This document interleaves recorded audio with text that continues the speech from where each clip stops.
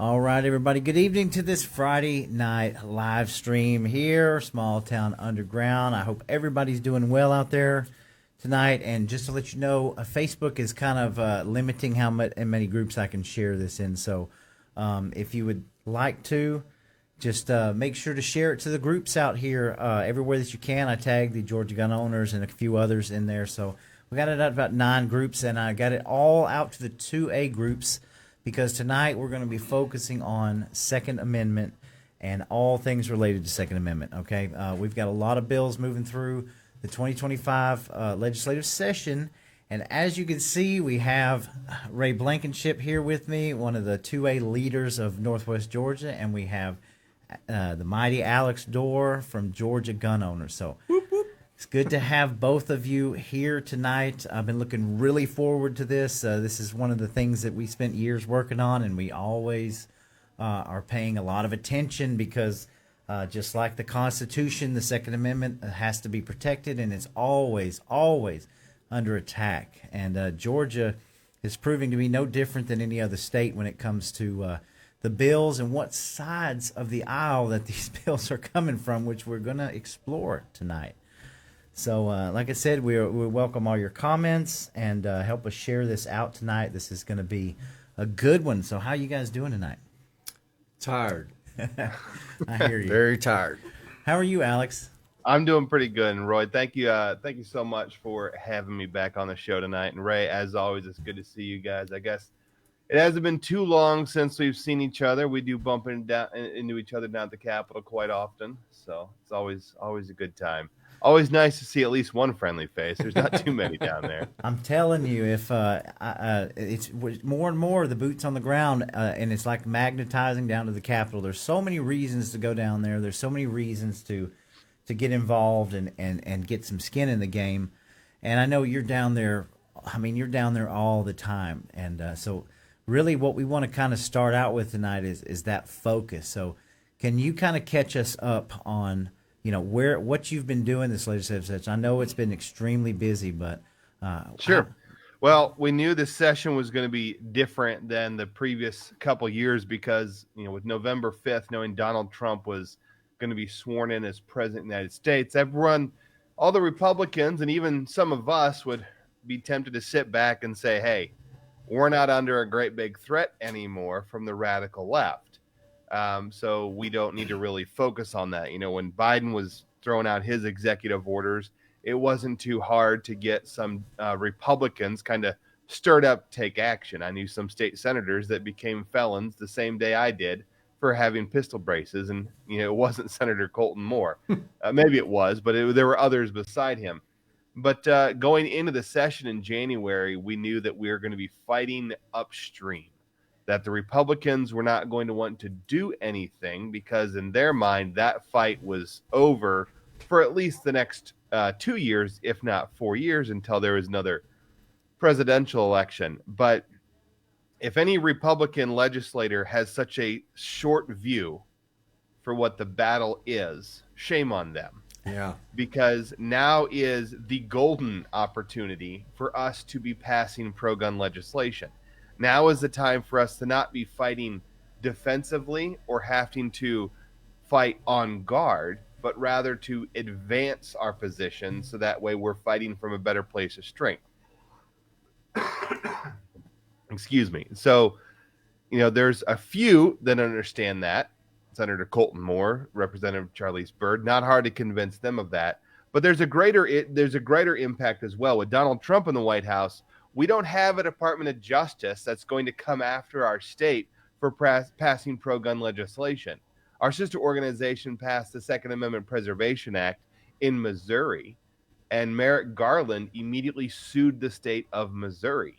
And they went through a long legal battle, and an Obama-appointed judge or multiple Obama-appointed judges on that 3-panel federal court struck down pro-gun legislation.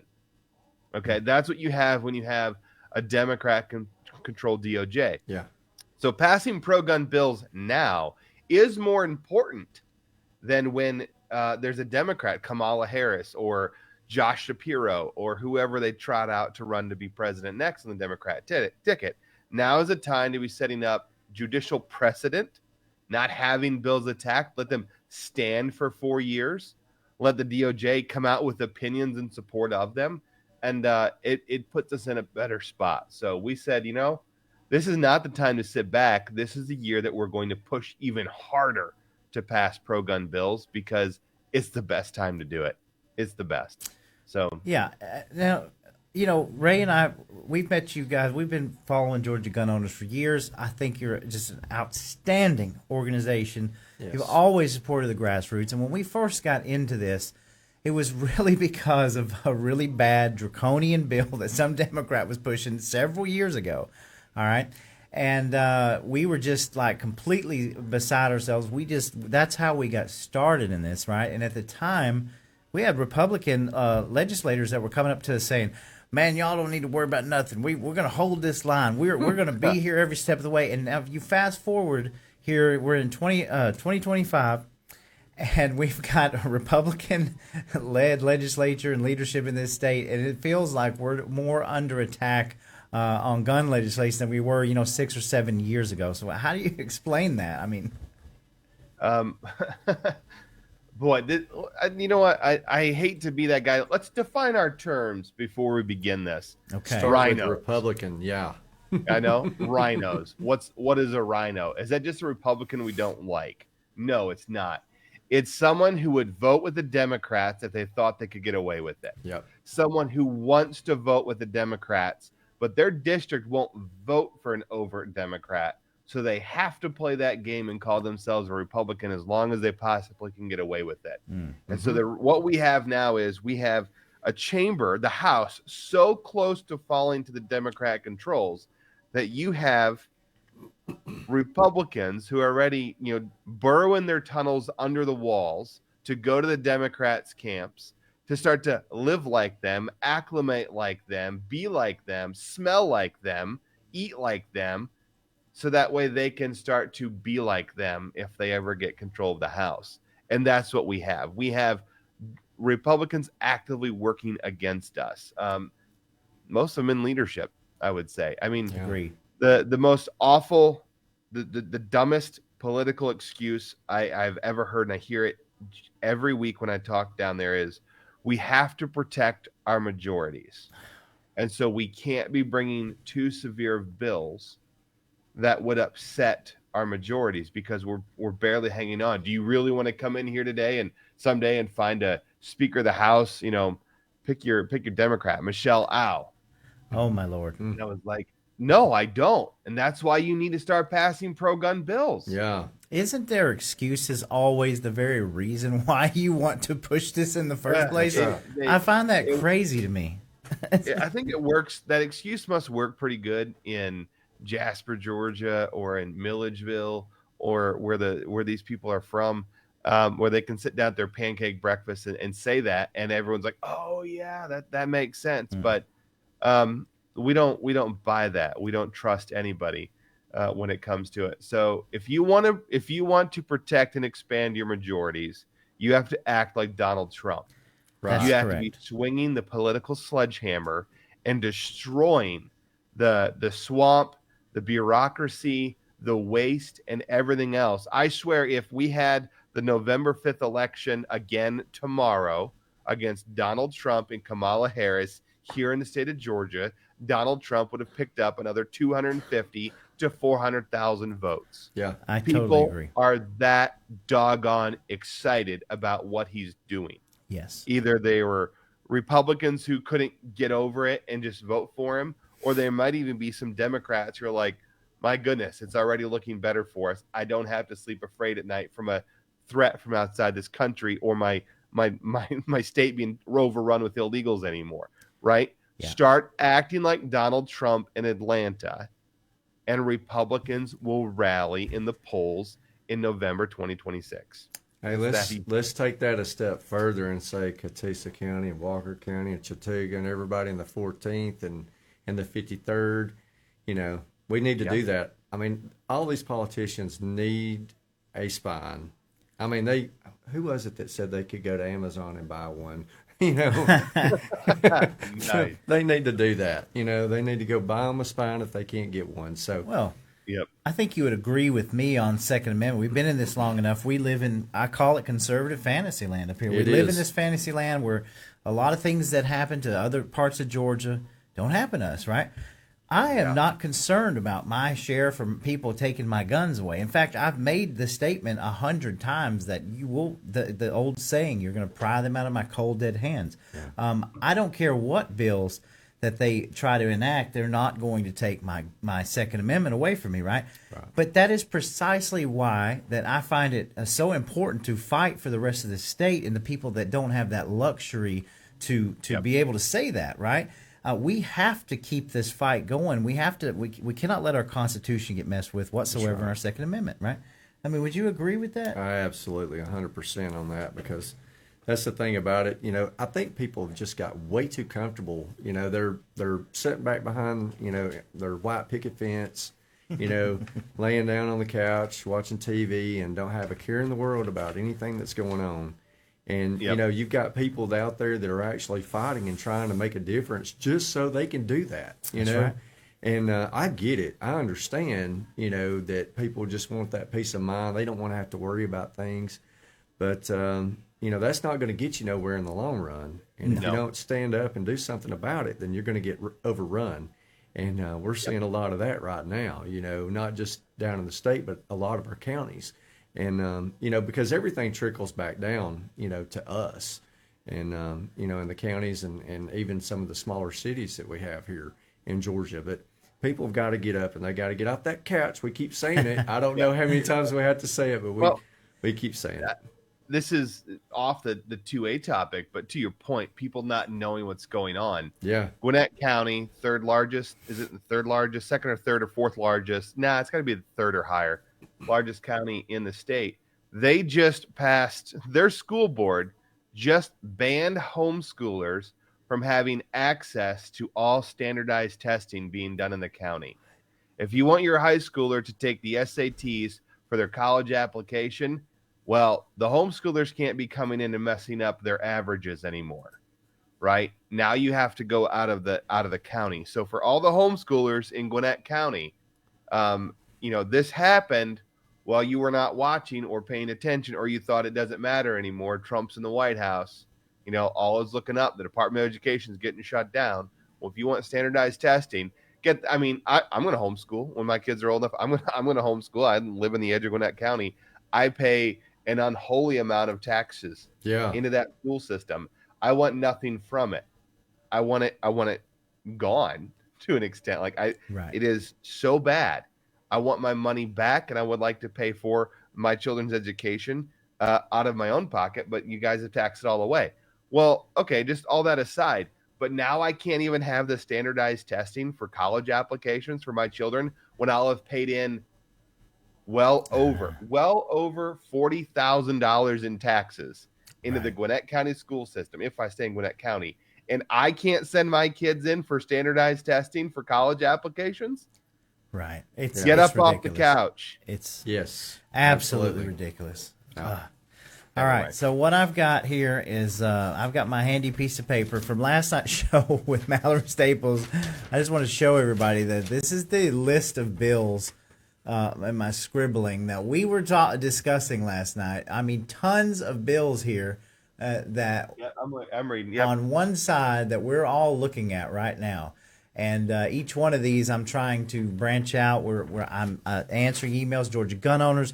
You can sign up for Georgia gun owners, and they will send you emails with links that you can actually push the petitions into legislature. There's all kinds of groups out there that are doing that.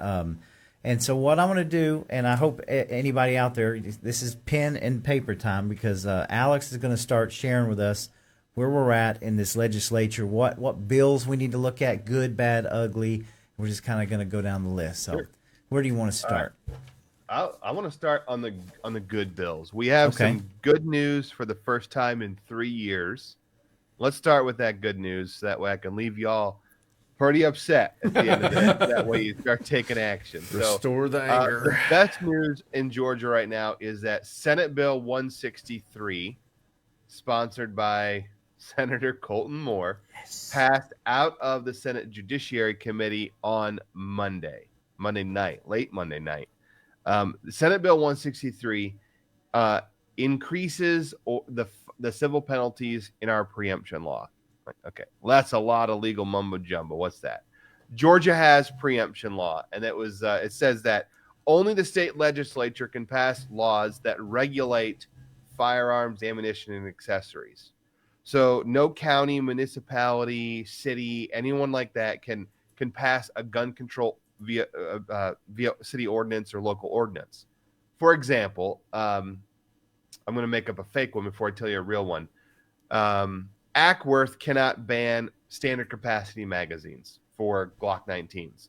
And Albany cannot ban Glocks, just as a manufacturing whole can't own them. So what this does is this keeps all the gun bills, the gun legislation in Georgia completely similar. So that way you don't have to worry about a gun legal in one county in one city is not legal in another. It keeps us all on an even playing field.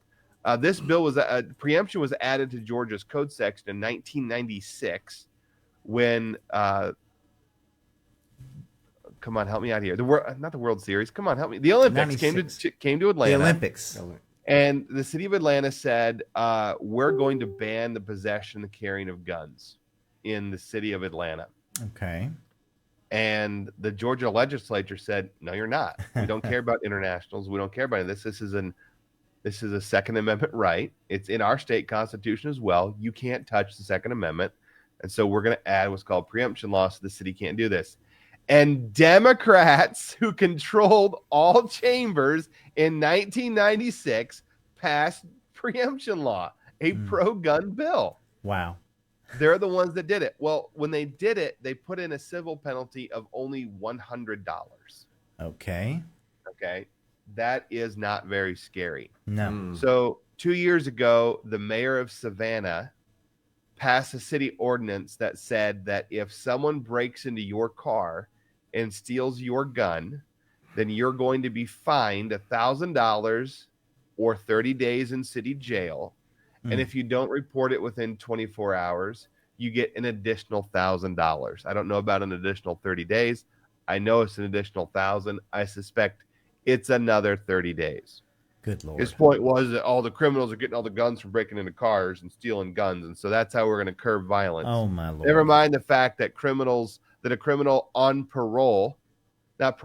on bond down in Savannah for another crime went out and shot and killed people last fall in Savannah. Never mind the fact that district attorneys aren't prosecuting. They're not punishing people. No, we're going to start going after law-abiding gun owners. So insane. when he passed this ordinance, we reached out to Attorney General Chris Carr. We said, yo, this breaks preemption law. He can't do this. Chris Carr sent a nice little 2-page white paper and says, you can't do this. I consider your ordinance void. And the words back from the mayor was, sue us. Oh, We'll my go to the God. Supreme Court. We don't care. Court's This- the law's on our side on this. You mean the same Attorney General as wanting to run for governor of the state? Yes. that Okay, same just making Attorney sure General. we're on Same the- Attorney General that said that taxpayer-funded health insurance can go to paying for the gender mutilation of Exactly. state employees. Yeah, that guy. Yes. Okay. All right. I just want to Same make sure guy. that was the same Attorney General Yep. Chris Carr. Okay. So when you look at the bill, when you look at current law and it only says $100 fine, like, well, that's why he doesn't care. Right. It's nothing. It's a drop in the bucket. So we decided that, well, that needed to be bumped up a little bit. So we increased it to $50,000. Wow. Bam. Wow. We also made it so that way any law-abiding gun owner in Georgia has standing to not wait to be the victim of having your rights violated, but we could go after him now to get this ordinance shut down. Remember, Van Johnson was one of 4 mayors that wrote an open letter to Brian Kemp demanding a special session to pass gun control, like universal background checks, banning red flags, so on and so, or not banning, or passing red flags, so on and so forth. So Van is the weather balloon on what they can get away with when they break preemption law.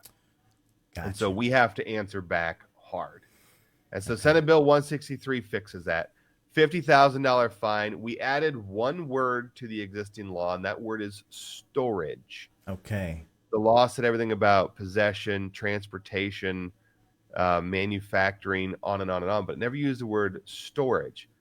I never thought about it. I wouldn't have thought we needed it because if it's in your car, it's being transported. Right. But the ordinance says the storage of firearms in your car. Like, well, I think a good lawyer could get around that and say it's in your car, transportation, the spirit of the law, everything else, whatever. Like, well, you know what? We're just going to pull the rug out from underneath them. We're going to add in the word storage. Awesome. And we're going to be done with it. So that bill is out of the Senate Judiciary Committee. Thankfully, Brian Strickland, he got that bill in there for us right away. We had some great help from Senator Bo Hatchett. Senator Ben Watson offered the amendment to add the word storage. Senator Blake Tillery was totally in favor of it, and Sean Still. So we had 4 to the 3 Democrats who were there in the room that voted no. I was really disappointed. I really thought we were going to get some pushback from the Democrats. I was hoping for some exchanges. Like I'd been like primed and ready for all the questions, and Elena Parent just sat there and just had to let that vote go. So anyway, so that bill is now on its way to rules, and we are in a bit of a time crunch because that bill needs to be selected by a member on Rules Committee before the 6th. crossover That's day. crossover, yeah. Gotcha. If the bill hasn't passed out of one chamber or another, it does not proceed on to the next step. So if it hasn't made it out by the halfway point, unless leadership hand picks bills, they can do that. Okay. Even after crossover. But anyway, so we're in a tight spot. Senator Colton Moore is not on rules. It's one of the hardest committees to ever get on for any senator. And I think each senator is only being given four more picks before the crossover day. So they only get to pick 4 bills to pass to pass. And of course, all the Republicans want to pick their own bills, right? Of course. It's like all the Democrats are picking their own bills. Mm-hmm. But rules chair, he can pick as many as he wants. Okay. So, Nice. And the lieutenant governor can prioritize bills onto Okay. that list as much as he wants. And so we're hearing some things that between the two of them, they're going to make it a priority. They've told us, don't worry, it's going to be there. okay. We so, just don't know if it's going to be Monday, Tuesday, or Wednesday. so you're pretty confident. Is there anything boots on the ground that we can do to help persuade them, let them hear a voice that we want this At this thing? point, the Republican Senate has been friendly. And Okay. so I am not ready to tell our members to just have at them. I got right. you. Okay. There will certainly be that if the bill doesn't come out of rules Right. before then. But, it's not Jeff Mullis running rules anymore. Thank the heavens. Lord. Yeah. So Okay. That's wonderful news, man. We dodged a bullet. not as Oh. not as worried, but I'm not going to say it's a sure thing. Anyone here is welcome to call Rules Chairman Matt Brass Okay. and kindly ask for Senate Bill 163. Gotcha. Kindly ask. I would not. Sure. I don't think we have to treat him hostile. No, just say, hey, that's a great idea. Hey, man, doing a good job. We'd really like to see 163 in there. Come on, Yep. my boy. Yep. Thanks for the consideration. Well, that's wonderful. I have Yep. special shout out to Colton and all of those that you named for that. That's a breath of fresh air, and Yes. I love it, man. Not only that, but it's one of the most. It's gonna if signed into law, it'll be one of the most satisfying. Because I'm asking that the bill be signed into law in Savannah. Oh, wow. Nice. I don't know if we can get Brian Kemp to go down to Savannah with us, but if Senator Ben Watson, who was on the committee, and he was thankful for the bill because this affects part of his district and his constituents. Let's have this bill signing on the front step of City Hall in That'd be Savannah. nice. Wow, that And would then be we amazing. can all turn around and walk inside with our civil lawsuits for $50,000 against the city of Savannah and file them the same day. Yeah, because Hey. it'll go through the same day as soon as he signs that into legislation. You know what? It I will. don't know if I put on there. Let me look at the current version real quick to see what the effective date was. Yeah, that would be that would be something that needed to be known for sure. That Because is I know awesome. when we got constitutional carry, that when he signed That it was into effective law, the day it was signed. Yes, that. What's crazy is it doesn't say in the bill, and it's a very short bill. It's only 4 pages. Mhm. It does not say when it goes into effect. So I'm going to say it goes into effect immediately. All right. Nice. I mean, I That's don't know wonderful. any other way. I mean, if it doesn't say another date, then it has to be immediate. Yeah. So Good. anyway, yeah. So that's the good bill. That's the good bill that's making progress, All right. and that's coming from the Senate, which is, as you all know, more conservative than the House. Absolutely. Colton has entered another bill for us. He's entered the Second Amendment Preservation Act. Yes, Yes. SAPA. We've been waiting on That one won't see anything this year, I am sure of it. And then the other one would be that's all he filed for us in the Senate this year. Actually, I don't even see SAPA in here. I haven't seen it pop up. I know it's around, and I've been watching what's been going on in Missouri. In fact, I watched y'all's video. I think your brother was it he Missouri? Yeah. Yes, I watched a little bit of that the other day. They're fighting hard and changing everything and getting it right. So funny story. In any minute now, I'll get a notification on this screen that SAPA will be passed and sent to the governor's desk in Wyoming. Nice. Oh, really? Aaron, right now he has been in Wyoming all week Okay. working on passing real SEPA. That's There where I've was a seen it. bad SEPA bill passed 2 years ago. That was the rhinos that took the civil penalties out of it Yeah. with the help of GOA. Oh, man. You don't Yeah. say. Yep, GOA took the teeth out of that bill, so they're coming back. That's because there was a leadership coup, and the most conservative in the state became the Senate president. And he decided, no, we're priority one. We're fixing this. At the same time, Missouri is fighting to. They're passing the fix bill to fix their SEPA bill that the federal court struck down. It said $50,000 fine. And the federal judge came back and said, we don't deal in absolutes in fines. We believe they have to be graded. It has to be up to the judge to determine how much. So the whole bill was struck down because it didn't say up to $50,000. So they're having to redo Missouri's right now to say up to $50,000. Yeah. My stepson That's lives going on in Missouri. Missouri and in Wyoming. Shoot. Just last night, Aaron, after 9 years, all gun-free zones have been repealed in the state of Wyoming. Yeah. Oh, wow. Wow. Yep. The Now- governor refused to sign that bill. He let it go into law without his signature and sent a letter of protest, but he knew the veto override was going to happen if he didn't sign it this time. Wow. So, yeah. Good Yeah, stuff. now I might be jumping ahead, but I think we have some of that going on in Georgia, don't we? What's that? See, increasing school gun safety zones. Oh, yeah. We're this. Gotcha. We'll get to the I don't want to anti-gun- jump ahead, but yeah, Sure. okay. So that's the one bill. We've talked about SEPA before. Just to try and say it in 3 sentences, SEPA is what I would consider our flagship bill now. All it says is that, hey, we pay for our local law enforcement, either Georgia State Patrol, county sheriff's office, city police, what have you. They're paid for by our tax dollars. They're elected by the voters, either by city council votes and appointees, or county sheriffs, or the governor who oversees GBI. They're our law enforcement. Yeah. They're ours. We pay for them. They live here. We take care of them.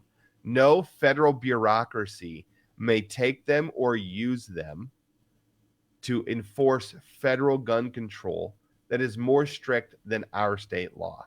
Yeah. Period. Amen. And if any Democrat chief of police or sheriff wants to break SEPA, we have civil penalties up to $50,000. So you can take the department to task, to court, not the sheriff, not the individual officer. We're not trying to put cops in jail or fine the cops, but the department for violating our Second Amendment rights. What we're doing is we're completely eliminating the task force that a Democrat would need to enforce federal gun control. Right. It's So- that simple. I can't It is understand why. 10th Amendment. We Yeah. have the right to police ourselves.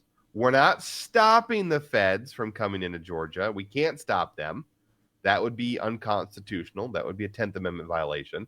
We're just saying that do it yourself. Exactly. Right. That's the whole premise of the bill. Do it yourself. And we got this from the Democrats in 2016 when they said to Donald Trump, then do it yourself. We're sanctuary cities. come and round up the illegals yourself. Well, Yeah. Trump had no problem doing it Sure. anyway. A little bit easier to collect 7 million illegals than it is to collect 400 million firearms. Yeah. Amen.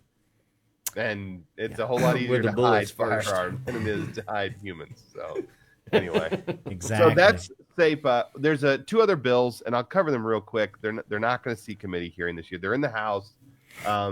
Representative Charlize Byrd has them. HB 119. That's identical to SB 163. That's the preemption bill. HB 120. I just want to see what this one is real quick here. Just want to make it. HB 121 is the Second Amendment Preservation Act. HB 194. Let's talk about that one real quick. HB 194.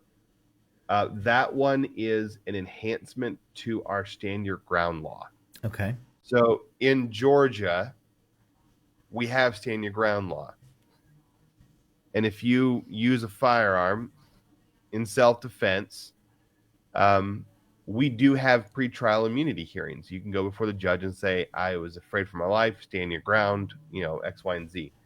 But at the same time, if a district attorney, Fonnie Willis, wants to bring you up on charges, all she has to say is, Ray, you murdered this man. I'm charging you with murder. Ray, prove your innocence. I don't have to prove your guilt under our current self-defense laws. The district attorney doesn't. You have to prove your innocence. The burden of proof is on you, not on them. How is that even legal, though? I mean, It It's goes just against civil stuff, though. it goes against everything judicial. So you think of Kyle Rittenhouse and Mark McCloskey That's and right. how they had, drug before for years-long trials, stupid expensive, the great threat of jail time for the rest of your life. All of that because they had to prove beyond a shadow of a doubt that they were innocent, not that the district attorneys had to prove their guilt when they brought the charges. So 194 flips that on its head. Okay. It says the district attorney has to provide the proof and the evidence with the accusation that you broke the law. And then at the same time, if they're wrong, then they're liable to bring to compensate you for all of your legal fees as well. That's even better if they do it wrong. Yeah. So that's 194. The other two bills, HB 121 is SEPA. Okay. And then HB 120 is banning red flags. Wyoming. Red flags. Okay. That state. That state. Wyoming banned red flags. And that's just basically a white paper, right? Because to pass a red flag, they just strike that and then pass the red flag. No, it's not, because it also goes further and it limits to make sure that no county or city or anyone else tries to enact a local red flag. Excuse me, but it also stops them from taking federal money or federal aid from implementing a red flag law. Okay. Joe Biden passed, with the help of 25 Republicans, the Safer Communities Act with $750 million in funding for states to pass red flag laws and everyone else. Where HB 120 would ban anyone from ever touching or taking any of that money or any future money offered to pass a red flag. That's good. Yeah, it is good. Again, this is the Donald Trump sledgehammer approach. Yes. There you go. We Right? need more Just of it. don't go beyond. Don't Yes. just hold him at the end.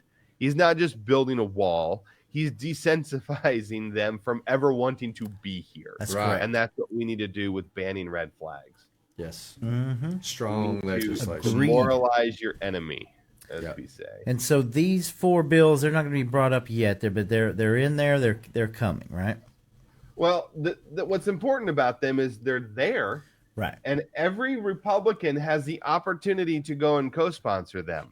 I Sign see. on the dotted So they're line. just Right sitting there now waiting is on the chance. co-sponsors. For them to do that. And as it stands, HB 119 has Charlize Byrd and Noel Kahan on it.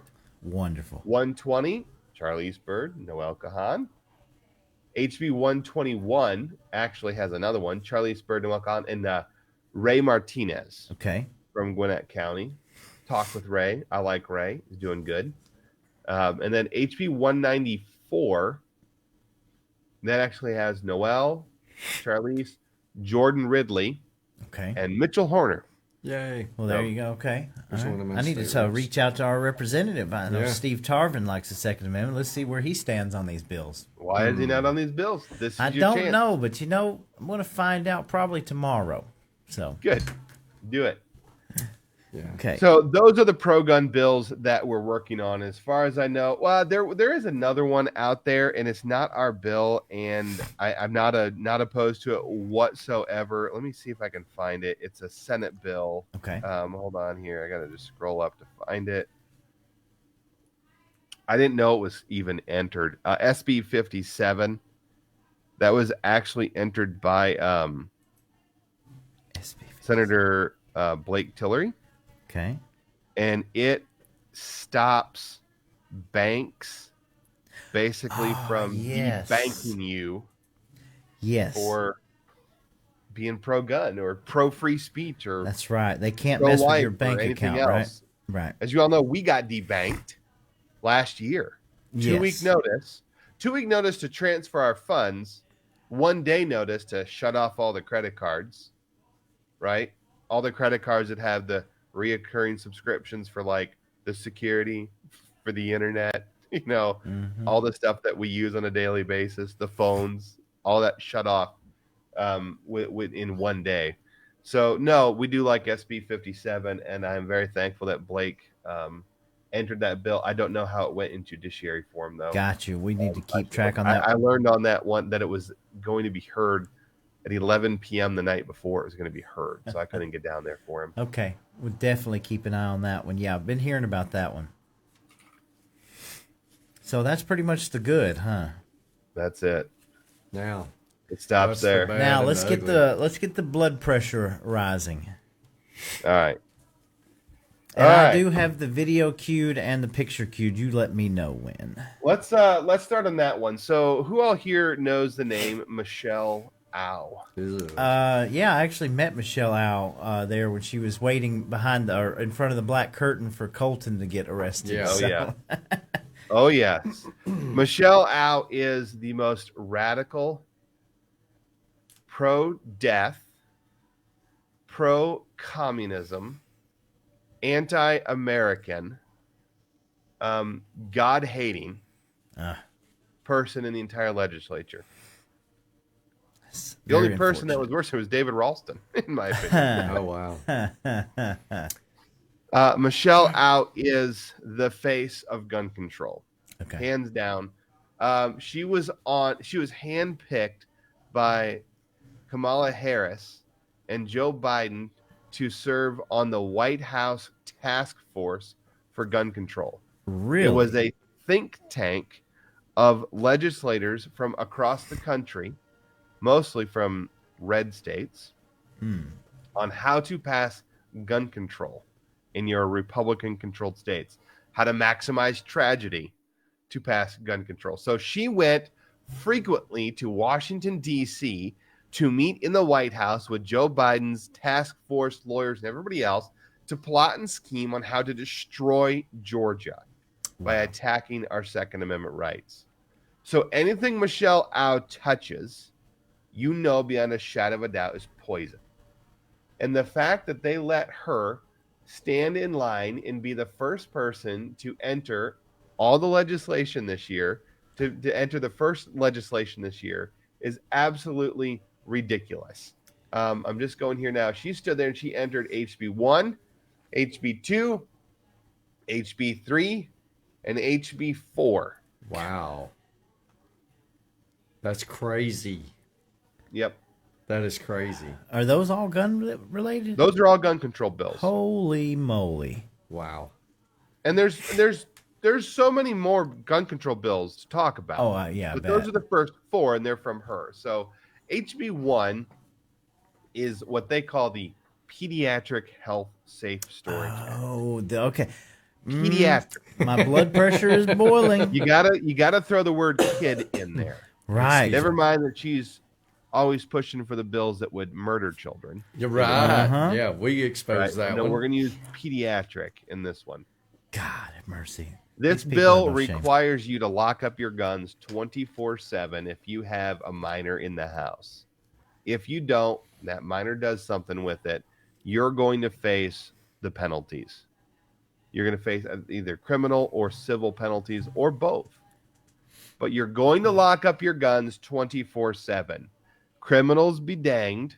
If anyone's breaking into your house in the middle of the night, you're going to have to just listen to Michelle and understand that it's safer for you to keep your guns locked up than it is for you to have them readily available. Insane. Or Insane. face the consequences. This bill was filed 2 years ago. It was HB 161, and that bill had a hearing by the Republican Party and the Republican-controlled Public Safety and Homeland Security subcommittee with Representative Steve Saines as the chairman of the committee. So you went from this radical Democrat from the White House, which, by the way, the White House put out their agenda, and the first thing they want to do, pass safe storage laws. Yeah. That was the first thing the White House said that had to be done. Mm. You got to get your foot in the door. Yep. You got to start the ball rolling, and it's got to be something innocuous. You can't bring on a ban on AR-15s, 30-round magazines, or universal background checks. That's not how you start the ball rolling. That's not chokeable by some of the rhinos. But if we start with this is how we're going to get it going. Man. So she went from entering this bill 2 years ago after being told to do so by Kamala Harris and getting a hearing, and she blasted it all over the news that finally the Republicans are having common sense gun control hearings. We're starting to make headway.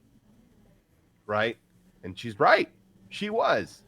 Now, one of the dumb questions that one of the representatives, I testified against this bill. I was like, what are we doing, guys? Why are you working with her? Why aren't we taking up real bills? We started with having her hearing and her crooning about it. And one of the dumb comments was like, safes are expensive. You're going to make people go out and buy these safes? That's ridiculous. They're $1,000 to start off with, She's like, oh, you can get the little ones. The police departments give them out all. She doesn't even have a clue, does she? Okay. When I get when I get a new gun and it's got the lock in, the first thing I do with that lock is I throw it in the trash can. What a waste of a piece of metal. What a waste. They're good for nothing. You can't use it for anything. I lock my shed up with one. Yeah, maybe a Foot Locker. I can open them with a pocket knife. You go in there, you go around on it twice, and you can break those locks open. Yeah. They're useless. Oh, useless. My goodness. Anyway, was that kid friendly for the show? Sorry. No. You're good. So she has this hearing, and then she's like, "Well, you're right. We got to find a way to get around the fact that there's this the money's involved." So she entered HB 855. A $300 tax credit to anyone that goes and buys a gun safe if they provide proof. That bill's dead now. That's now HB 2. Yeah. I was going to say, has that turned? Okay, yes. Yep, that's now HB 2, the safe storage tax credit. This bill will give you a $300 tax credit if you'll go and buy a gun safe, as long as you provide the state of Georgia proof of purchase. Yeah, that'll help out with your property tax millage rates rising. Yeah, whoa. Yeah, and a nice record. Oh my God! Of you having a gun now safe. They have to have a record because again, the state has to keep track of every penny they spend. Yep. Yeah. So they're going to have to itemize tax credits for gun safes, who they pay it to. Now they have an address. Yep. Yeah. What do you keep in a gun safe? Right. So now they have a registry. They didn't even Now they mean have a to have. I'm gonna have to go turn the air on in a minute. Okay. Yeah. Tell me about it, brother. Yeah. So just to recap for everybody out there listening, these two bills that were HB 1 and 2 were both bills that were reintroduced from another year and a whole nother number and being pushed yet again. All right, continue. Yep. Yeah, they're being HB 55 last year had an endorsement from a pro-gun group in the state of Georgia. Oh my God. GA2A. No, those people. And yeah. endorsed the Surely bill. Jerry not. Henry said, this is a good bill. This is good for gun owners. And Michelle screenshot that, and she put it out there all over. Now she went from a common sense gun control bill hearing to a pro-gun group in Georgia endorsing her bill. And man, she's on easy street now. Yeah. Wow. She's moving the No needle. pushback. I hope we have some GA2A people listening that you need to switch over to Georgia gun owners after hearing that. I made From the what I switch a heard, there long aren't any time more ago. GA2A people. I thought so. I thought that pretty much crumbled, but yeah, go ahead. Yeah. Why Jerry did that, I'll never know. Why he didn't immediately retract, I'll never know. What he was thinking, I'll never know. But this also gave rhinos great cover because they could have voted for it and told everyone in their districts, well, GA2A said it was a good bill. So I Sure. thought I was doing what the gun rights community Just like said. the children, pediatric. Oh, it's just a label to hide behind. Yep. Well, so then she had the pro-gun show. So she went from pro-gun hearing, or she went from a hearing to an endorsement to this year. She got herself a Republican co-sponsor. Oh on the bill. my! And this is still the HB2, right? This is HB1. This is HB1, the pediatric. Okay. So the second person, Ah. you have Michelle Au, signer number 1. The second person is Republican Sharon Cooper. Oh, let's pull this woman up here. This is the Republican Sharon Cooper. Republican. Yeah. That has signed on to HB1 with Michelle Au. I hope everybody can see that on the screen there. This is the person, the Republican in name only, who is signed on to this draconian gun bill. Okay, we're gonna leave her up here in the corner. Would I be able Dude, to don't see put her that, underneath or is me. it working or no? Yeah. What's that? It shows she's been an anti-gun rhino for over a decade. Patrick Parsons could tell you stories about how she has been anti-gun for forever. And when we passed constitutional carry, that was an ordered party vote, and she had to choke on it. Wow. But anyway, so she signed on to this bill, and so now Michelle is like, we have a hearing, an endorsement from a gun rights group, and now we have a Republican on it. What's it going to be next year? Pass out of the House?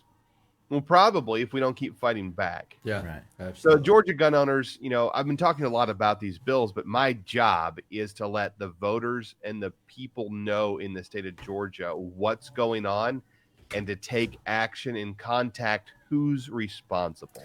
Right. So when we saw Sharon Cooper's name on there, our board immediately decided this is a priority 1 red alert. Her district needs to know about this, and they need to contact her and tell her to get off this bill and apologize for gun owners. So put together a quick little graphic, took about 30 minutes, and I think I grabbed like 4,800 cell phone numbers. No, it was more than that. Or was it less? And we grabbed thousands of phone numbers in her district for registered inferred Republicans, because there's no party registration. And we blasted it out immediately, same day. We just told all of her constituents, and then we told our entire donor base, our entire membership base, like, hey, everybody, this is big, this is bad. She might not represent you, but you still need to take action, because she is affecting gun owners from Valdosta to Albany to Savannah to Tequila to Where's she? Ringgold, Where's she at again, though? Where's her She's district? outside of Dallas, I thought. Dallas, Georgia. Oh Okay, my goodness. gotcha. I think That's close to home. Yes, it is. Hmm. I'm just double checking here right now. I'm clicking on her name. Okay. She keeps her. She took her district address off. Marietta. I'm sorry, she's in Marietta. Oh, that makes She sense. does not put her district address on the state website like she's supposed to, but they say she's in the 45th district. That's Marietta. Well, here's where it gets even worse. Sharon Cooper is the chairwoman of the Public and Community Health Committee. What? Public Health. Okay. Public Health. Wow, Lisa Adams says Sharon Cooper has a score of 39. Yeah, the John Burke Society. It's that high? yeah, I know, right? Again, public health. Yeah. The pediatric safe storage bill. Wow. All Wow. it takes is 10 Democrats to sign a paper, and they can move this bill from public safety, and they can put it in Sharon Cooper's committee, and she can move that bill out of the committee and onto the House floor, get all the Democrats, and get 5 Republicans to vote for it, and this bill is a problem. Yeah, it's certainly It's a seems huge so. problem. It takes 10 Democrats to file a motion to pull and recommit to her committee, and she'll strong arm it out of her committee in a heartbeat. So let And me then it's pull this onto up. the House floor, get all the Democrats, just a couple Republicans, Right. and this bill passes the House. So if everybody can see the picture now, if you want to write down that number, I think we're going to be pushing this out too after the show and get this out here. So Sure. wow. She needs Okay. to apologize to gun owners. Well, the day after we sent that out, and I may have put a couple of legislators' cell phone numbers on there as well, so that they saw Nice. what to expect if anyone else were to get onto this, because we didn't spend a whole lot of time on Sharon. We knew we were going to shut this. We were pretty sure we were going to be able to hold this down till crossover. Mhm. But just let everyone else know that this took us 30 minutes. I got you. Yeah. It took us 30 minutes to do this to her. Well, the next day I'm at the Capitol, and none other than Michelle Au is talking to me. And hold on. Aaron's about to pass SEPA. Nice. Hey, if he wants to patch in, we can patch him in on a call. No, he's not going to be able to do it. So, but That's wonderful you need news, though. 2/3 majority to make it happen tonight. Wonderful. But so Michelle Au's there, and I was like, Michelle, I heard a rumor. I heard it's getting kind of hot for Sharon. You think she's gonna stick around in your bill? I'm thinking she's gonna. I'm thinking she's gonna have to walk. Right. And Michelle comes at me and she's like, Alex, you need to be kind to Sharon. She deserves your respect for her years of commitment to public service. She is an old woman, Alex. Like, sounds like she should go home to her cats. Doubt she has grandkids. I mean, hey, Go home to her cat. If she's that old and that decrepit and that senile, then you're clearly just trying to Joe Biden her. Yeah. there And you go. Yeah. You should that's go it. away. Sure. Yeah. Go away. Wow. So that's HB1. You have HB2, HB3, HB4. There is another bill. I don't have the bill number for this one. It's dead, though. Okay. So we don't have to bring this one up. This bill had a hearing on Wednesday in the Public Safety Committee. Again, why in the world the Public Safety Committee had a hearing on this bill blows my mind. I don't even know why they wasted their time. It was a Democrat representative from Savannah. I don't remember her name. I'm looking at her face, but a Democrat from Savannah. And she brought the Savannah City Police Chief there. And basically, he's got the law states that if a police department is collecting firearms from a crime scene, if they've been used in a felony crime, they're supposed to be destroyed. Oh my goodness. If they were stolen firearms recovered from a flop house or something, if you can identify them and the owners and who they were stolen from, they have to be returned. If you can't identify them, they weren't used in a crime, and they're in good working order, a police department is supposed to sell them. That's correct. Right. And Auction they're them off. supposed to do like every 30 days. Well, the city of Savannah, they've got too many. They don't have time to sell them all, and they're out of space. So they want the right to just decide to destroy them all. And Jordan Ridley was actually on the committee, and he was asking great questions. He's like, how much do you make when you sell them? He's like, 30% of the final sale when the dealer buys up 1,700 of them every month or something, and we get 30%. He's like, well, even if that's $25, that's over $400,000. It's like, Right. how much does it cost to destroy them? Well, not so much any cost as it is like time and resources of manpower and whatnot. So it's like, well, so that costs money, time and resources, people power. It's like, so you're really willing to get rid of millions and millions of dollars a year out of your budget? You're not going to come back to us and ask for any, are you? He's like, maybe you should try dropping your prices. I'm like, I'll take them all. Yeah. I'll take everything Yeah. right now. Yeah, we can drive 10 down there grand. tomorrow. I mean, who's 10 up? grand. I'll pass the background checks.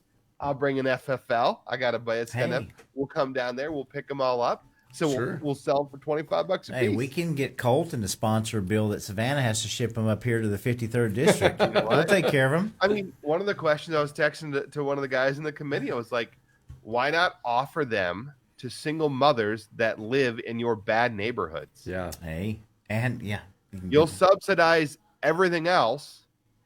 Why didn't you give her the right to defend herself? Yeah, that's a good That's point, right. Alex. yeah. If all the single mothers had guns I'll in dress their up and I'll homes, go down there and stand in that gun giveaway line every week. I tell you, man, if this thing passes, I think we're gonna have to come down to Savannah and celebrate with you guys. So Well, so that bill was struck down, Right. but again, that was an anti-gun bill that had a hearing that shouldn't have. Yeah. gotcha. Okay. I'm I'm still up for a road trip. Yeah. I'm thinking about sending an offer letter down to the city. Like, 30%, and you're having a hard time moving them all. Yeah. You We'll know, take them off your hands. 25, and I'll do this because he's like, I have to look at each and every one of them to make sure that they're safe and operable. Oh, we can do that. I can do that. Yeah. Real easy. Real I'll easy. do that. I won't even charge you for it. Yeah. Just let me on the range. Just Show me what- turn show around me and what walk you that want. way, and we'll take care of the rest of it. Okay. Exactly. Like if they're not, one of the guys made a point. Is like, so does that include like you're destroying antiques? Yes. Like That's Oh my antiques God. guns Yeah. don't have serial numbers on them. Mhm. So you'll never find the owner if you're trying to look through a serial number database of Yeah. stolen firearms. Yeah. So you could have family members out there that could have been their grandpa's firearm from World War One, the great grandpa's from World War One, a Civil War Sure. era gun. Uh-huh. You're destroying national treasures, family treasures, Sure. because they don't have a number on them because you don't have time to find another way to identify them or put pictures of. That's stupid. That That's is stupid. stupid. That's insane. It really is. But there isn't. This is the last bill, and I don't know how long you want to go tonight, but we'll talk about this one We'll real go quick. as long as we need to, buddy. Yeah. Okay, HB 472. Okay. This bill's bad, and it's bad for a lot of reasons. Okay. This bill is sponsored by Republican Oh. Rick Jaspers. Okay. This is a Republican-authored bill. There's no Oh. Democrats on it, but Democrats showed up to testify in support, like Michelle Au. She was there in support of it. She loved it. This bill expands gun-free zones, specifically just to one area. This bill makes the property around the World Congress Center a gun-free zone. They had the CEO there, and he's like, that's because some people that use our venue would like the option to make it a gun-free zone. And what that would mean is that venue or that whoever's coming, they would have to pay to erect an 8-foot fence and put up metal detectors to surround the entire thing. That cost is all on them. It's never a cost on us. And immediately, like, the question is like, who? If you're talking Taylor Swift won't come to Atlanta because she wants to operate in a gun-free zone, there's many of other locations in Georgia she can go, but who cares? Right. But secondly, this property, it belongs to you, Ray and Roy and me, Nice. and the taxpayers of this state who paid for it and pay for the upkeep of it. It's ours. I go down there at least twice a year to the World Congress Yeah. Center. And I say no to that. Yeah. Somewhere down there, there's a little piece. It's probably not big. It's probably about that big, but that's mine. I Right. paid for it. Right. Yeah, we No one spit can on that tell me what I spot. can and can't do on it. Yeah, Right? that's I right. got you. It's a And so the fabulous fact building. that Rick is trying to help them pass this gun-free zone is a stab in the back to gun owners. Yeah. I agree. So know, what's there in were it for him, like- brother? I'm kind of curious. What's Say in it for again? him? I'm sorry, I was He talking said, over "What's top. in it for Mr. Jaspers?" Yeah. What's in it for him? I mean, why is he doing it? His excuse was that they've been trying so faithfully for so many years to tack this on as an amendment on so many gun bills and so many other bills that he just thought that their patience deserved its day. I got you. What? Yeah, see, that's what we're See, fighting, I guess, right that there. makes sense. Look, let Yep. me ask you a question. This bill is very specific. The World Congress Center. What is there a situation that we don't know about at the World Congress Center? Is there something that's happened that would warrant this bill? Is it just something that people want? They just don't want guns at the World This is the Congress Center? start of it. This is where Right. it spreads. Jordan Ridley asked the question on the committee, how many venues do you have a year? He's like 160. How many more do you expect if we give you gun-free zones? No idea. How many will we lose if we don't pass this? No idea. It's like, so why are we doing this? Right. Right. You're just Why doing it is to he do the it. Question. That's Well, he's gonna exactly my offer point something. right there. So this is public property. If this bill were to pass out of the House, and I think it would pass out of the House, again, you don't need very many Republicans to pass it with the Democrats here. I'm guessing we'd sabotage the living daylights out of it in the Senate. We'd utterly destroy that bill in the Senate, and we'd have Okay. fun doing it. And then the House would take retribution on some Senate bill for us doing that. But whatever. This bill would not be allowed. But if this bill were to pass, God forbid, and Brian Kemp were to sign it, then every public building and public park in state-owned property will be trailing back asking Yes. a representative, Yeah. how much did Exactly. it cost for you to do that for World Congress Center? Exactly. 'Cause This we is a could do that gateway again. bill into making the entire, metropolitan areas and all this gun-free zones, and we know exactly what this is. Yes. Yep. Yeah, So why very do we bad. hate gun-free zones? Well, this is the preferred spot for mass killers. Sure. Amen. Deranged people want to go to these spots, and you also know the area down there, right? You're literally a fish in a barrel, Yeah. right? That is if correct. you go inside those zones. But I personally don't go down there. I try to stay out of the city of Atlanta, other than the capital, because I have to go there for work. But still, if I had to go down there, I won't go to a gun-free zone other than Right. state capital. Me either. I The got you. aquarium, not going. Nope. Anywhere else, gun-free, I'm not going. Honey, Right. I'm sorry. I don't care how great it is or how cheap the tickets are. I'm not going where I can't take a gun, That's right. because the bad men know that they can't be stopped. Yes, sir. And I don't want to use my money, my hard-earned money, to give it to these people that are pushing crap like that in the first place. Exactly. You know? Why am I funding it?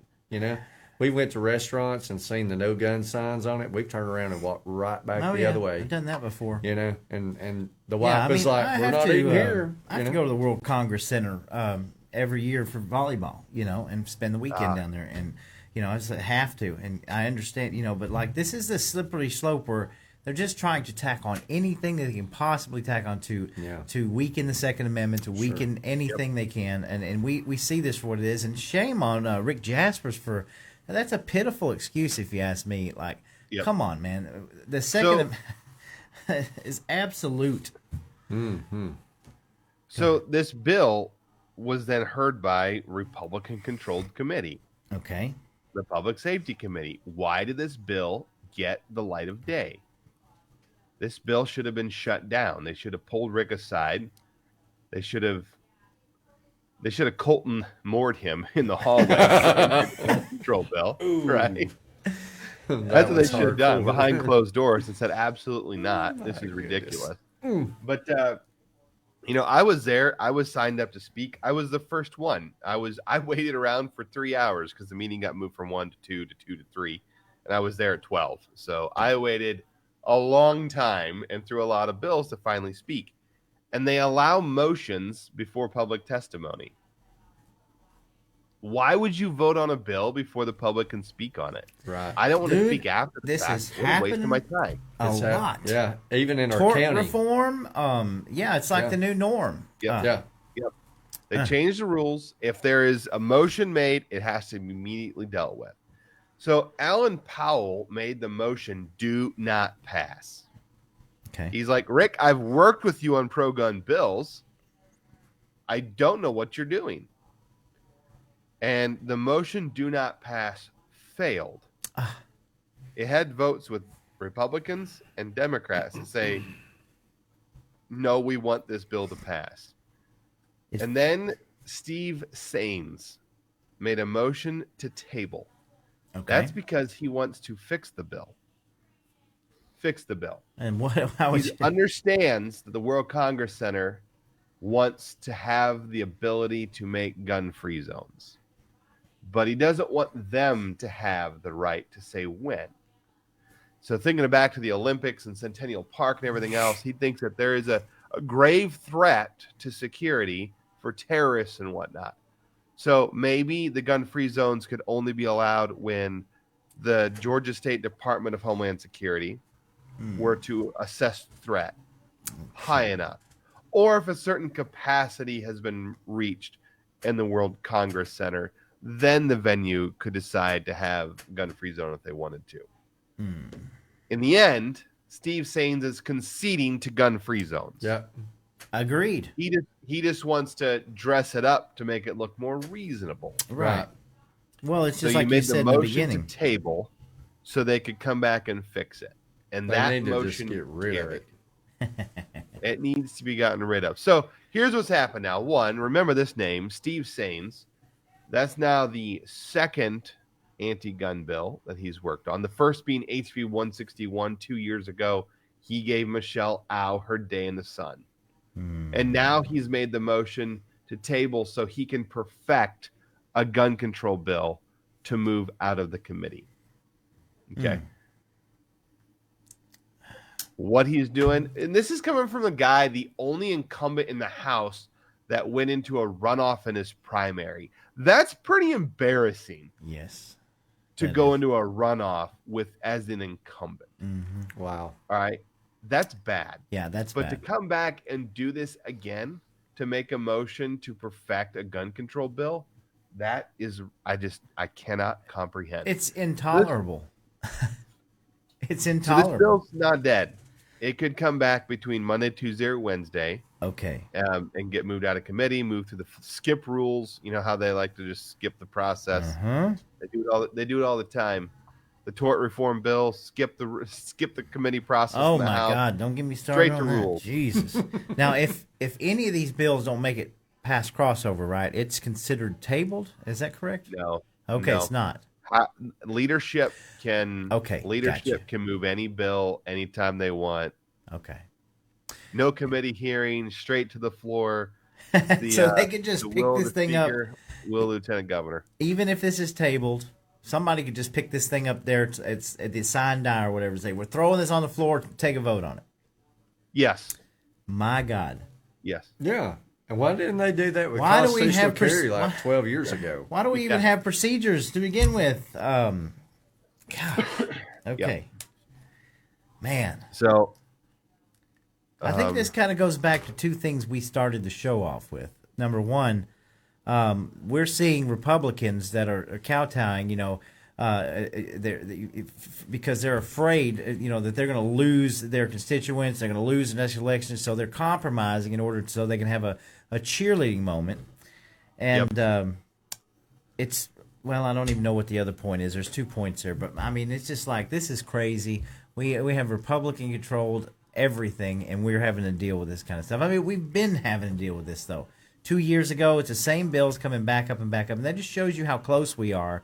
If we lose a majority of Republicans in either chamber or in the leadership, this stuff's going to sail through that government.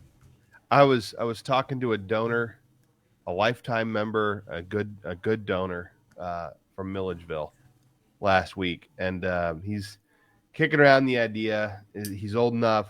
His kids have gone. Grandkids haven't started coming in yet. His business is on autopilot. He's got someone great to take it over. So he's just like, I got some time. I'm just thinking maybe how do I get involved now? So I'm like, well, I always run for office. And so he's up. Sape is getting killed off by the rhinos in Wyoming. Sorry. Oh, no. Anyway. Oh, yeah. Are you kidding me? Yeah, he needed a 2/3 majority, and he thinks he's 3 votes short. We'll see. But back on track. Okay. So I was talking to him. He's like, what would it look like, if the Democrats got control? I asked him, what would it look like? He said, well, I would expect that we'd have no pro-gun bills heard, and we'd have nothing but anti-gun bills being heard. I'm like, guess what? That's what we got today. Yeah. What's the difference? Mm-hmm. Well, What's I mean, the difference? He's got a point. I think the difference is, and I think, so if they do, it's going to be it's going to be unimaginably the worst bills we've ever seen. It would be. Oh yeah, they're going to go cutthroat on everything. So, Yeah. but yeah, I get his point. But yeah, you're right. We're already battling this. We're already here. I mean, and we're doing it with so-called Republicans. Representative Clint Crow is watching this video over Okay. the weekend, and he's be pretty mad at me that I'm calling a bunch of rhinos down there. I'll just tell you straight now, Clint, move a pro-gun bill, pass pro-gun legislation, and the gun voters in Georgia will reward you. Yes. that's 100%. That's it. Yes, agreed. How I was simple- asked the other day by somebody else, like, what do you want from us? We already passed a pro-gun bill. We passed constitutional carry in 2022. Isn't that enough? I'm like, have you asked for us to vote for you since then? Well, I No, mean, it's not enough. Mm-mm. You have to do something for us every stinking time. Yeah. That if is I came to correct. work on Monday, but I didn't show up Tuesday, Wednesday, Thursday, or Friday, why would I act odd when the boss only paid me for one day? I hadn't Right. done anything else. Right. Something else too, Alex. We're fighting all the way back to 1934, and they don't understand that. That's what they need to get in their thick heads. We're fighting all the way back to 1934 when the National Firearms Act was applied. So Yes. these people don't understand that. They don't know where we're coming from, but we're going all the way back. Yeah. Yes. All right. So what we're going to do is we're going to skim through some comments so we can get everybody that had a comment in before we get ready to wrap up here. So I'll go through them. Carol Streeter, good to see you this evening. Thank you. LB64, good to see you. Christina Benjamin, she says this is why we need David Cross to come in and shake up the Georgia GOP just like Trump shook up the federal government.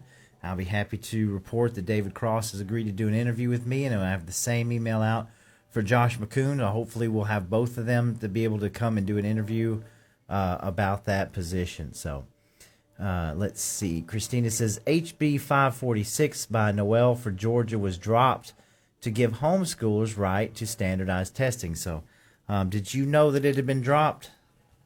I didn't know it had a bill number. I knew she was bringing a bill. I know Clinton Dixon passed a bill out of committee just yesterday to try and fix that, but it's still got to make it off both floors and Right. get to Brian Kemp.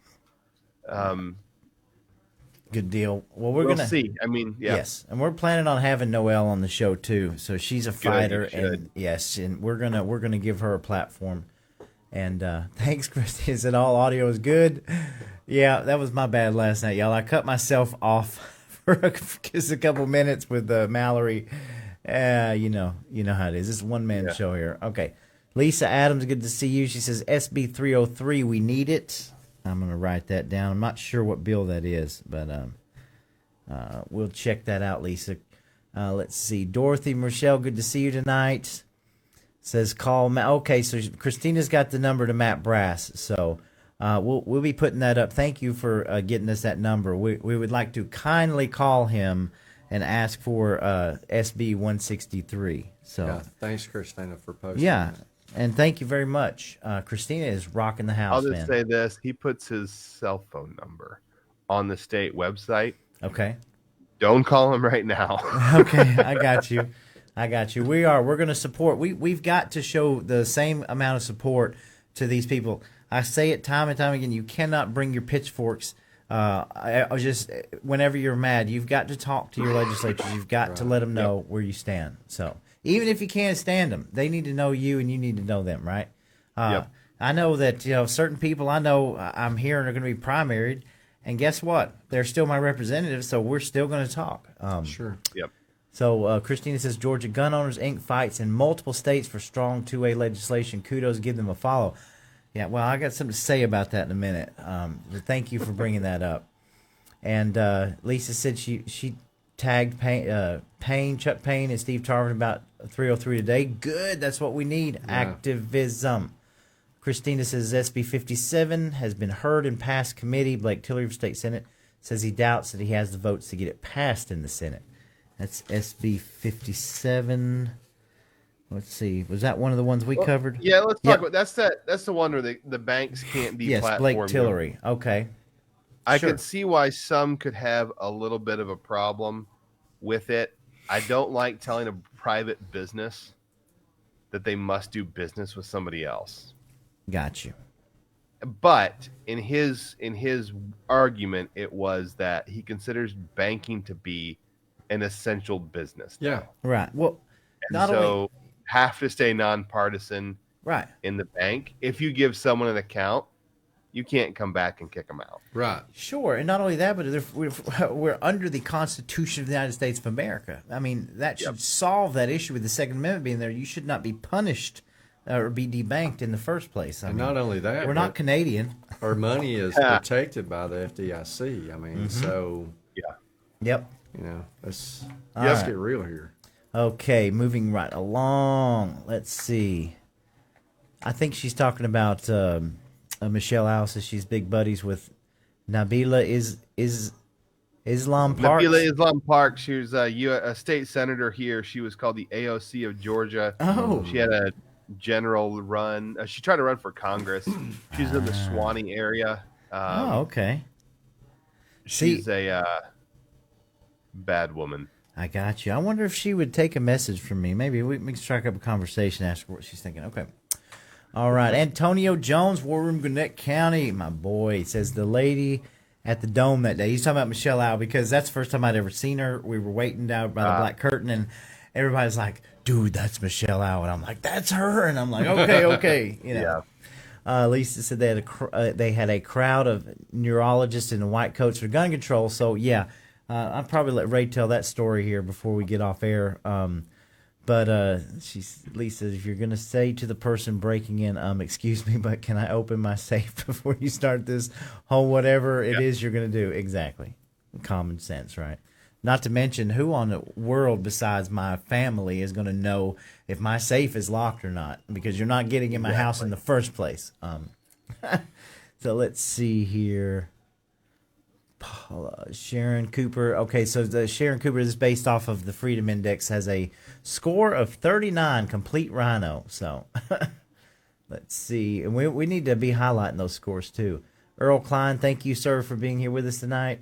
And Lisa Adams says out of 24 votes, she voted 14 unconstitutional votes with 1 no vote, 9 votes with the Republicans. So yeah, talk about being a strong Republican. War Room says it's a free-for-all establishment. It really is. And he says it goes to what you said. We're in the process of pointing them back to the Constitution. Amen. Yes. I mean, and he says our state is run by trans Republicans. That's a great word. That's a beautiful word, Antonio. Yeah. I call them Republicrats now. You know, rhinos, but a Republicrat is more of, you know, to me, yeah, trans Republicans, absolutely. And Earl Klein says, does that mean they identify as Republicans? I'm telling you, it's too easy. It's too easy. That's great.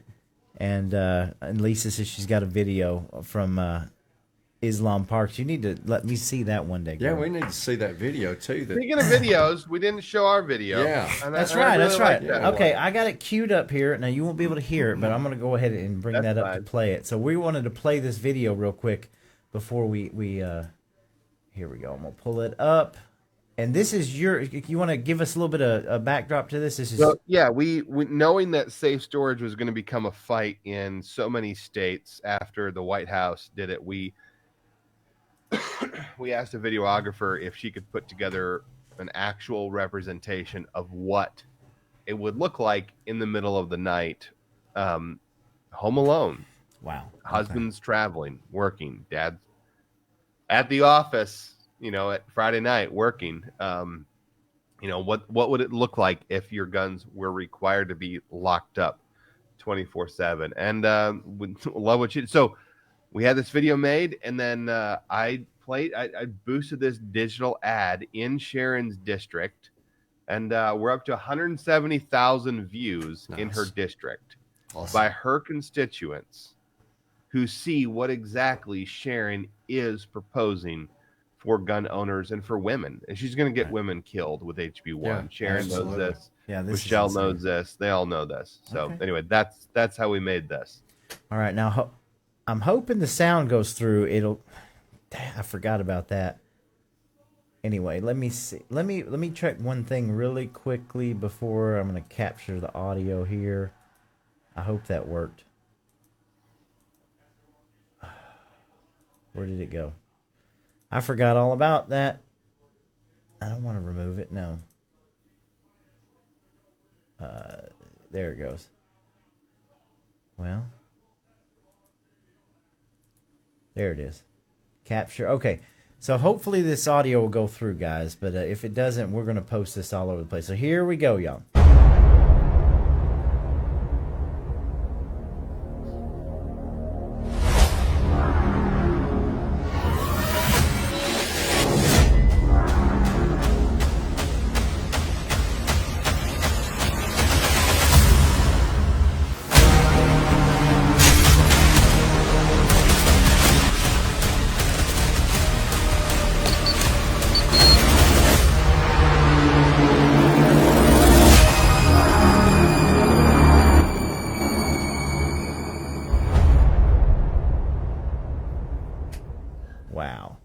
There you go. That was very powerful. Yes, it was. That's pretty good, man.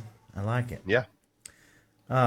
Ray, before we wrap it up, though, I want you to just give us a quick rundown of the people in the coats, right? Because all these people are connected to these gun safe storage and everything, and just give them a little bit of what we didn't get on film. We were being respectful of these people.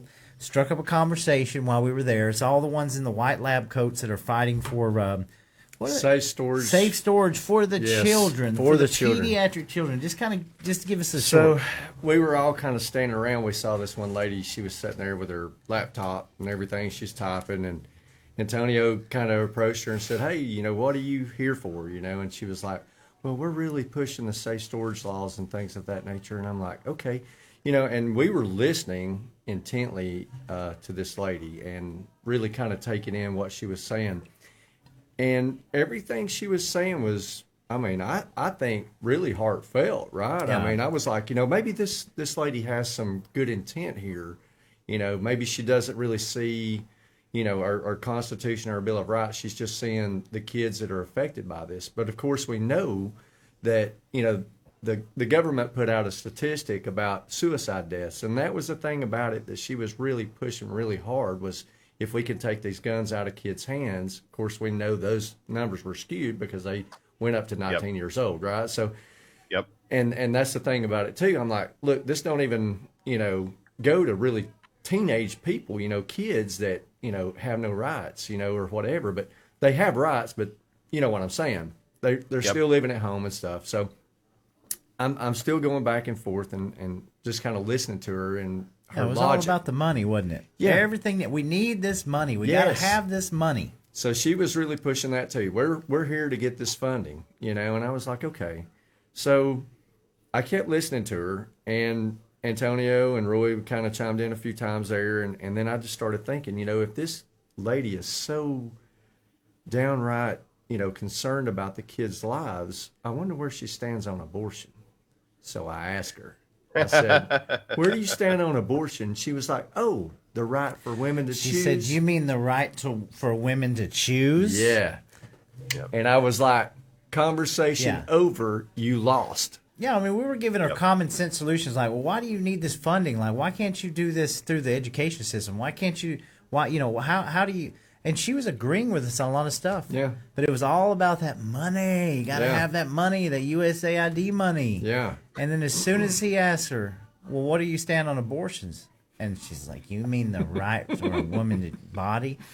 It's like, that's it. It Gotta was go. Like, mic drop, No and- more conversation. And Because- she knew it was over. Yeah, she knew it was over because she didn't have a leg to stand on after that. Because look, I can see if you have a concern about kids dying and stuff. I do too.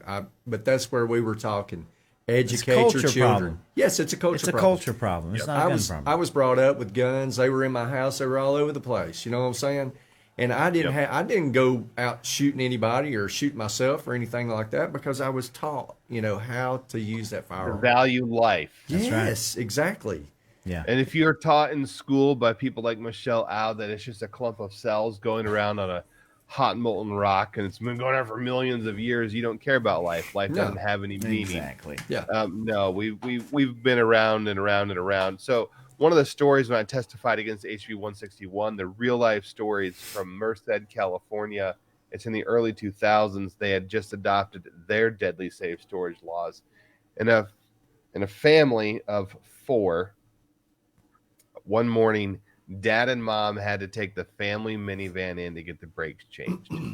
So Dad drove the minivan, Mom drove his car. They said, we'll be back shortly. While they were gone, the oldest was a 16-year-old girl. A man high on crack, broke into the house naked with a pitchfork. She tried to go and open her dad's gun safe, and she could not find his key. At the time, it was keyed. She could not open the gun safe, and she listened. Little kids, plug your ears. She listened as this man stabbed her siblings to death with a pitchfork because she could not open the gun safe. She eventually broke out a window and ran to the neighbor, got a phone, called 911. I told that story in the committee, and I said, no, not in my house. That'll never happen in my house. We won't pass this bill. If this bill does pass, I ain't abiding by this bill. Get screwed. Not happening.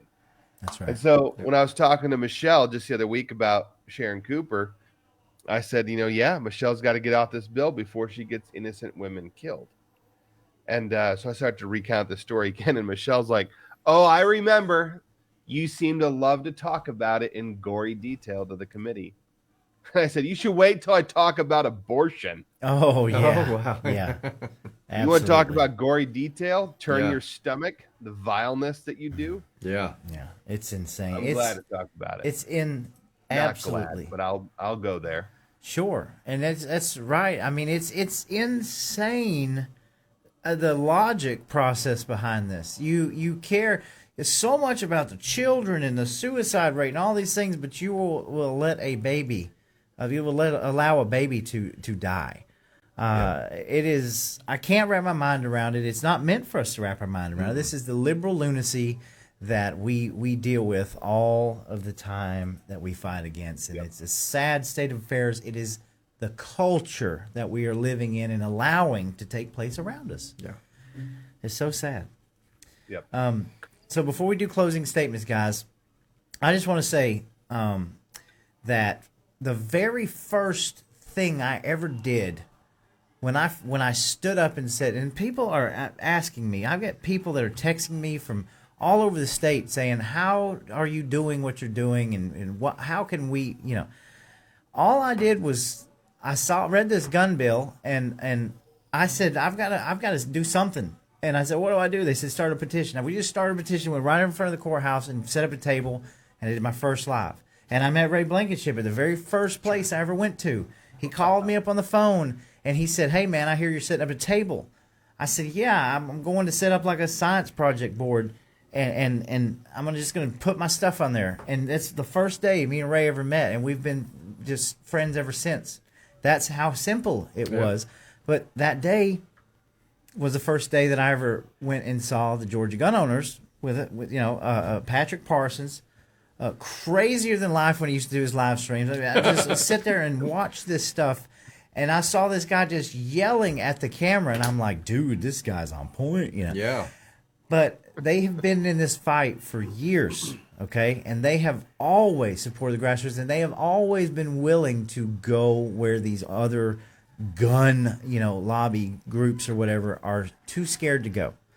So I just wanted to send a special shout out to Georgia gun owners, how much we love and appreciate you guys and everything that you are doing. And I want to challenge all of you out there to go to their website, sign up, support the Georgia gun owners, because I can tell you, I've been doing this stuff for years. And these guys are down, boots on the ground. They're trying their everything in their power to keep these draconian gun bills from taking into effect in this state and protecting our Second Amendment. And I just want to say how awesome you guys are, and that we're going to support you guys because you are the real deal.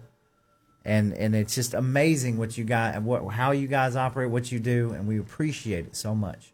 So Well, I certainly appreciate hearing that from you. And honestly, we get a lot of shade, that carpetbagging, out of state. Sure, I've read it. Grifters. We've seen telling the stuff. a story. But when we have people like you guys that tell us thank you and that we are a value add to your lives and what we're doing, it means the world to us. And we really wouldn't do anything else at this point. I wouldn't do anything else at this point but fight for gun rights, fight to end abortion in the state of Georgia. Yeah. And I'll do it at any cost or no cost, whatever it takes. But we certainly love representing the best of Georgia. Absolutely. The best people in Georgia. Yeah. When we're down there fighting. Seen the articles. We've read them. We've looked at the criticisms. But, at the end of the day, when you're there, and you guys, you and your brother and all the people that work there are there, boots on the ground, coming out with the truth, fighting together with our representatives, man, that, that stuff just gets washed away in the breeze, right? Yep. So, absolutely. Ray, I'm going to give you the last word as well, sir. Yeah, well, that bill that you were talking about was SB 281. 281. And I'll never forget that bill because that bill had like 500,000 guns that they were wanting to banish. Man. And it was just crazy. And I got to looking at that, and I was like, oh, my goodness. And it had 22 rifles on it, shotguns. It was insane. I was like, this is what they're pushing, and this was all Democrat stuff, right? So, but, you know, we've got to be able to speak. I've spoken at several, you know, little events and things of that nature, and trying to explain to people, you know, how bad Democrats really are, right? And most of the bills that are really anti-gun have Democrats on there, you know, as far as sponsors and co-sponsors on there. But the thing of it is, we're seeing a lot of Republicans nowadays that are just getting right in lockstep with them. And it makes me so mad because, well, Republicans. Yep. But it really angers me a lot, because whenever I see those names that pop up on those bills, and thinking to myself, why in the world are you doing this? You know, and it's really politically, you know, it's political suicide for them, for one thing, for sure. But there's one thing that I really want to tell you, Alex. I want to tell you thank you for bailing out my state senator. Yes, what a day that was. We didn't even talk about that. Yes, and the thing of it is, I hadn't seen you, you know, in you know, face to face in a while. So, well, I did see you the other day at the Capitol, but that was right afterwards, and everybody was getting kind of crazy and stuff. But you know, I want to say thank you. And there's something else too. You got to understand that Georgia Gun Owners is not going to get in bed with all of those other mediocre, moderate, you know, Republicans. Okay, they're going to go straight for the conservative people that are for the people's voice. That's right. And that's what I like about you guys. That's what I've always respected about y'all. Y'all talk to those people, you know what I'm saying? But you want to align yourselves with the most conservative people that we have, the senators and our House of Representatives. And we don't have very many in there. And that's the thing about it, too. We've got a lot of haters that hate Colton Moore. They hate Charlie Spurd. But I got news for you. Those are the only people that are truly fighting for your rights out there.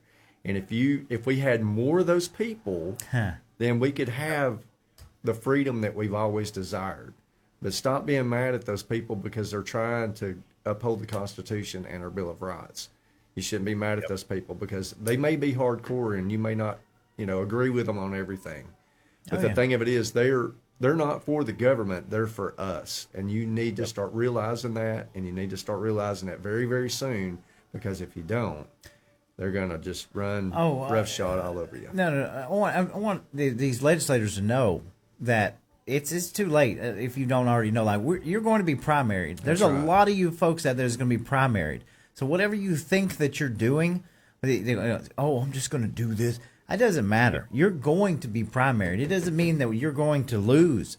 But the people have had enough of this. Yeah. And if you think that it's just Colton Moore and Charlize Byrd and Noel, think again, because it is going to grow, and we're not going anywhere. We're going to continue this, and we're going to get more people in here. We're going to support more of the Constitution and more of conservatism. And there is no ifs, ands, or buts. You should be worried. You're going to be primaried. Right. And the Catoosa County Second Amendment Sanctuary Group knocks on doors, too. I'll There let you you know go. that. We hit the ground running, especially for President Trump. We helped him a lot. But make no mistake, you're messing with activists here. You're not messing with somebody that's sitting on the couch. That have nothing and are not asking for a dime from you. Right. And we spend a lot of our own money. I mean, that's the thing. I haven't got a cent, not one red penny from anybody, right? I'm doing this for you out there. Yep. And that's the thing about it. Support the conservative Republican in office. I would say two things. It's a heavy burden to be the only one to vote no Yes. against the budget. Yes. It's a heavy thing to be attacked by your own party nonstop, to be threatened by your governor to be primaried. We make a lot of angry phone calls telling people not to do something. We should also be making phone calls to those people that are fighting for us and telling them thank you. Yes, absolutely. They need it. 100%. 100%. In the next week. So we're gonna have give Charlie's a call. Yes. Give Colton a call. Give Noel a call. Yes. Tell them thank you. Tell them how much it means to them. And we're gonna have them on the show. We're gonna give them a voice. I cannot wait, folks. But secondly, the rumor is Here's the rumor. Everybody in 2026 wants higher office. Of course. So by my calculation, there's going to be 8 open seat Senate races. That's right. That's right. And that means there's going to be 8 open seat House races because everyone that's in the House is going to try to run for their local Senate, right? Mm-hmm. We're going to have a great 2026. I agree with that. And if you guys think we're going to have fun. We're going to have fun. And you know what? The grassroots and Georgia gun owners, we're all going to be working together, folks.